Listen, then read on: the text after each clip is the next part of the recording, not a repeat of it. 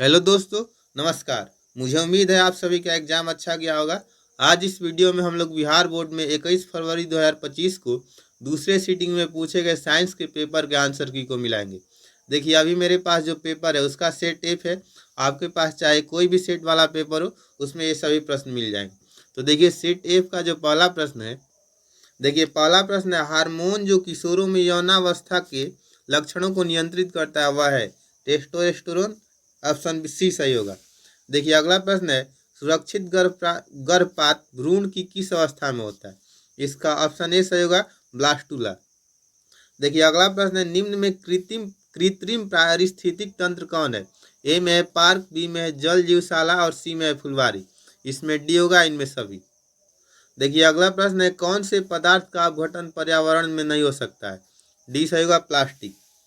अगला प्रश्न है, सही आहार श्रृंखला है? तो देखिए घास, हिरन और शेर। ऑप्शन सी सही होगा। देखिए अगला प्रश्न है, जो पदार्थ जैविक प्रक्रम द्वारा अपघटित हो जाते हैं वह है जैव निम्नकरण योग्य। ऑप्शन सी सही होगा। अगला प्रश्न है, कचरे का प्रबंधन निम्नलिखित में किसके द्वारा हो सकता है? तो देखिए इसका ऑप्शन डी सही होगा, इनमें सभी। इनमें इसका मतलब कि ये है शहर से बाहर जला देना, गड्ढों को भरने में उपयोग करना और कुछ कचरे का पुनः चक्र। इसमें सभी होगा, ऑप्शन डी सही होगा। देखिए अगला प्रश्न है, सूर्य की पराबैंगनी किरणों से मनुष्य में कौन सी बीमारी हो सकती है? ऑप्शन डी सही होगा, त्वचा का कैंसर। देखिए अगला प्रश्न है, विद्युत विभव कौन सी राशि है? इसका होगा अदिश राशि। ऑप्शन ए सही होगा। अब देखिए अगला प्रश्न है, विद्युत मोटर की क्रिया आधारित है विद्युत धारा और चुंबकीय प्रभाव पर। ऑप्शन ए सही होगा। देखिए अगला प्रश्न है, निम्नलिखित में से किससे प्रेरित धारा को दिशा प्राप्त होती है? ऑप्शन बी सही होगा, वामहस्त नियम से। अब देखिए अगला प्रश्न है, भारत में उत्पादित प्रत्यावर्तित विद्युत धारा की आवृत्ति होती है? तो देखिए 12 का ऑप्शन डी सही होगा, 50 हर्ट्ज। 13 नंबर प्रश्न है, लंबाई बढ़ने से तार का प्रतिरोध क्या होता है? तो देखिए 13 का ऑप्शन बी सही होगा, बढ़ता है। अब देखिए अगला 14 नंबर प्रश्न है, 20 डिग्री सेल्सियस पर सिल्वर की विद्युत प्रतिरोधकता है? तो देखिए 14 का ऑप्शन बी सही होगा, 1.60 गुना 10 के पावर -8 ओम मीटर।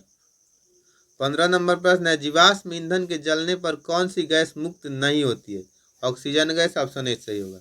अगला प्रश्न है, निम्न में से कौन बायोगैस का मुख्य अवयव है? तो देखिए इसका ऑप्शन डी सही होगा, CH4। अब देखिए अगला प्रश्न है, टिंचर आयोडीन विलक्षण विलयन बना टिंचर आयोडीन विलयन बना होता है? तो देखिए 17 का ऑप्शन ए सही होगा, एथिल अल्कोहल में। देखिए 18 नंबर प्रश्न है, CH3 CH2 CH2OH का IUPAC नेम है 1 प्रोपेनॉल। ऑप्शन सी सही होगा। अगला प्रश्न, निम्नांकित में कौन कमरे के ताप पर द्रव है? तो देखिए इसका ऑप्शन ए सही होगा, एथेनॉल। अब देखिए अगला प्रश्न है, बेंजीन सांद्र सल्फ्यूरिक अम्ल की उपस्थिति में नाइट्रिक अम्ल से अभिक्रिया कर बनाता है? तो देखिए 20 का ऑप्शन ए सही होगा, नाइट्रोबेंजीन। देखिए 21 नंबर प्रश्न है, निम्न में कौन यौगिक ईंधन के रूप में इस्तेमाल किया जाता है? ऑप्शन ए सही होगा, एथेनॉल। अब देखिए 22 नंबर प्रश्न है, निम्न में कौन सा समूह डोबेरेनत बनाता है? तो देखिए 22 का ऑप्शन सी सही होगा, कैल्शियम CaB। देखिए इसका ऑप्शन सी सही होगा, CaSrNB है। अगला प्रश्न है, ओजोन का आणविक सूत्र है? ऑप्शन बी सही होगा, O3। अब देखिए अगला प्रश्न है, ऑक्सीजन गैस के एक अणु के दो परमाणुओं के बीच कितने आबंध पाए जाते हैं? ऑप्शन बी सही होगा, 2। देखिए 25 नंबर प्रश्न है, वर्ग 13 से 18 तक वाले तत्व कहलाते हैं? पी ब्लॉक के तत्व। ऑप्शन बी सही होगा। देखिए अगला प्रश्न है, निम्न में से किस तत्व में संयोजी इलेक्ट्रॉनों की संख्या सबसे अधिक है? फास्फोरस। ऑप्शन बी सही होगा। अगला प्रश्न, निम्न में से कौन सा ऊर्जा का प्रदूषक मुक्त स्रोत है? तो देखिए इसमें सौर ऊर्जा है, जल वैद्युत ऊर्जा और पवन ऊर्जा। 27 का ऑप्शन डी सही होगा, इनमें सभी। देखिए 28 नंबर प्रश्न है, ओजोन परत के अवक्षय के लिए निम्नांकित में कौन उत्तरदायी है? क्लोरोफ्लोरोकार्बन। ऑप्शन डी सही होगा। देखिए 29 नंबर प्रश्न है, आहर और पैन किस राज्य की जल संचयन व्यवस्था है? तो देखिए 29 का ऑप्शन ए सही होगा, बिहार। अगला प्रश्न है निम्नांकित में कौन प्राकृतिक संसाधन है? मृदा, जल, वायु। ऑप्शन डी सही होगा इनमें सभी। देखिए 31 नंबर प्रश्न, निम्नांकित में वनों पर आधारित उद्योग कौन है? इनमें सभी होगा ऑप्शन डी। लाख उद्योग, कागज उद्योग, लकड़ी उद्योग, इसमें सभी होगा ऑप्शन डी सही होगा। अगला प्रश्न है हमें किससे उचित मात्रा में आयोडीन प्राप्त होता है? नमक से। ऑप्शन बी सही होगा। अब देखिए अगला प्रश्न है निम्न में कौन सा जीवाश्म ईंधन में ऊर्जा का प्राथमिक सोर्स है? तो देखिए 33 का ऑप्शन सी सही होगा, सूर्य। अब देखिए अगला प्रश्न है 34 नंबर, निम्न में से किस रूप में महासागरों में ऊर्जा उपलब्ध है? तो देखिए 34 का ऑप्शन डी सही होगा इनमें सभी, यानी कि ज्वारीय ऊर्जा, तरंग ऊर्जा और सागरीय तापीय ऊर्जा तीनों समुद्र महासागरों में पाया जाता है। अगला है तारापुर नाभिकीय विद्युत संयंत्र किस राज्य में स्थित है? तो देखिए 35 का ऑप्शन सी सही होगा, महाराष्ट्र। 36 नंबर प्रश्न है किसी अभिक्रिया में भाग लेने वाले पदार्थ कहलाते हैं? अभिकारक। ऑप्शन बी सही होगा। देखिए 37 नंबर प्रश्न, वह अभिक्रिया जिसमें उत्पाद के बनने के साथ साथ ऊष्मा भी उत्पन्न होती है कहलाती है? इसका ऊष्माक्षेपी अभिक्रिया। ऑप्शन डी सही होगा। देखिए 38 नंबर प्रश्न है उपचयन वह अभिक्रिया है जिसमें होता है हाइड्रोजन का वियोजन, इलेक्ट्रॉन की हानि, ऑक्सीजन का संकलन। ऑप्शन डी सही होगा इनमें से सभी। अगला प्रश्न है निम्नलिखित में संश्लेषित सूचक कौन है? इसका ऑप्शन सी सही होगा, मेथिल ऑरेंज। अब देखिए अगला प्रश्न है कौन सा पदार्थ जलीय विलयन में लाल लिटमस पत्र को नीला कर देता है? क्षार। ऑप्शन ए सही होगा। देखिए 41 नंबर प्रश्न है तेल लगा कागज होता है पारभासी। ऑप्शन सी सही होगा।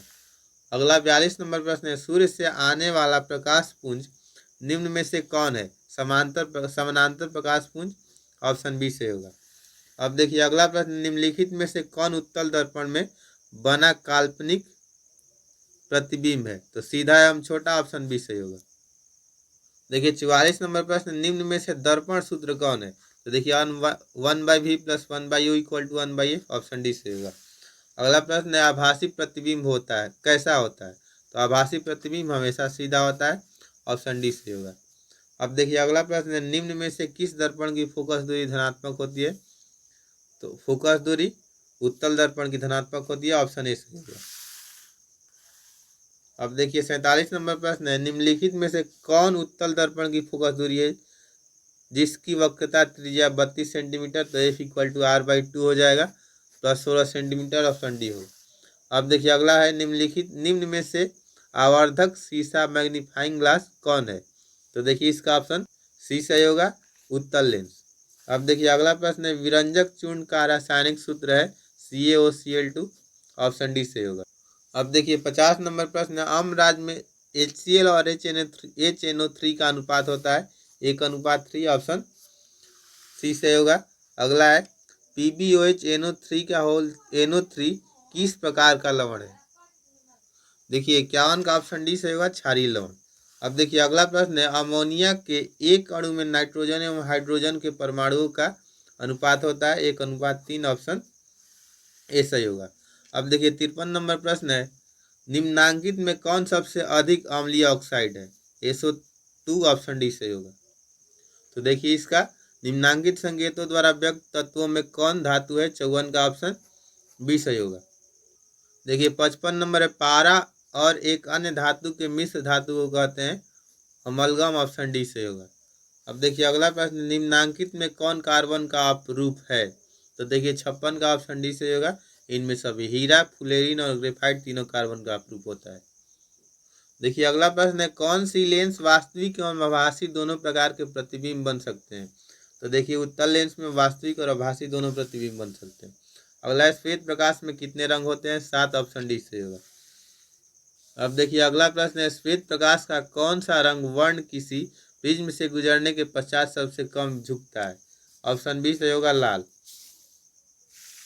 अब देखिए अगला प्रश्न है निम्न में से कौन पुतली की साइज को नियंत्रित करता है? परितारिका। ऑप्शन सी सही होगा। अब देखिए 61 नंबर प्रश्न है निकट दृष्टि दोष में किस लेंस का उपयोग किया जाता है? अवतल लेंस। ऑप्शन सी सही होगा। अब देखिए 62 नंबर प्रश्न निम्न में से कौन किसी कुंडली का प्रतिरोध ज्ञात करने का सूत्र है? R = V/I। ऑप्शन बी सही होगा। अब देखिए 63 नंबर प्रश्न है प्रतिरोध का ऐसा ही मात्रक होता है? तो देखिए 63 का ऑप्शन डी सही होगा, ओम। देखिए 64 नंबर प्रश्न, निम्न में से कौन विद्युत ऊर्जा का व्यापारिक मात्रक है? यूनिट। ऑप्शन बी सही होगा। अब देखिए 65 नंबर प्रश्न है, निम्न में से कौन मनुष्य के आहार नाल में एक अवशोषी अंग है? तो इसका ऑप्शन ए सही होगा, अपेंडिक्स। देखिए 66 नंबर प्रश्न है, शाकाहारी जीवों में छोटी आंत की लंबाई होती है अधिक लंबी? ऑप्शन सी सही होगा। देखिए अगला प्रश्न है, छोटी आंत में पूर्ण रूप से पचा भोजन कहलाता है? चाइल्ड। ऑप्शन बी सही होगा। अब देखिए अगला प्रश्न है, मूल रोमों के द्वारा जल का अवशोषण किस विधि द्वारा होता है? तो देखिए 68 का ऑप्शन सी सही होगा, परासरण। अगला प्रश्न है, उच्च रक्तचाप की अवस्था को कहते हैं? तो देखिए 69 का ऑप्शन सी सही होगा, हाइपरटेंशन। अगला प्रश्न है, तिलचट्टा में कितने जोड़े श्वास रंध्र पाए जाते हैं? 70 का ऑप्शन डी सही होगा, 10। देखिए 71 नंबर प्रश्न है, हृदय में रक्त का प्रवाह होता है? तो दाएं आलिन से बाएं नीलय में? ऑप्शन सी सही होगा। अगला प्रश्न है, रुधिर है? तो देखिए 72 का ऑप्शन सी सही होगा, संयोजी उत्तर। अगला प्रश्न है, कौन सा रक्त समूह यूनिवर्सल डोनर के रूप में माना जाता है? सी ऑप्शन ओ, मतलब कि ऑप्शन सी सही होगा। अगला प्रश्न है, डायलिसिस मशीन द्वारा रक्त का शुद्धिकरण की प्रक्रिया कहलाती है? तो देखिए 74 का ऑप्शन बी सही होगा, हीमोडायलिसिस। अगला प्रश्न है, प्रोटोजोआ उत्सर्जी पदार्थों का निष्कासन कैसे करता है? तो 74 का ऑप्शन डी सही होगा, विसरण द्वारा। 76 नंबर प्रश्न है, बबूल के पौधे में मुख्यतः कौन सा उत्सर्जी पदार्थ निकलता है? तो देखिए इसका ऑप्शन डी सही होगा, गोंद। देखिए 77 नंबर प्रश्न है, मनुष्य का सबसे बड़ा मनुष्य मतलब मस्तिष्क का सबसे बड़ा भाग है? इसका ऑप्शन बी सही होगा, सेरिब्रम। देखिए 78 नंबर प्रश्न है, टेस्टोस्टेरोन स्रावित होता है वृषण से? ऑप्शन बी से होगा। अगला प्रश्न है, 79 नंबर, वह हार्मोन जो पौधों में कोशिका विभाजन को रोकता है कहलाता है? साइटोकाइनिन। ऑप्शन सी सही होगा। और अंतिम प्रश्न है, पुष्प का नर जननांग कहलाता है? पुंकेसर। ऑप्शन सी सही होगा।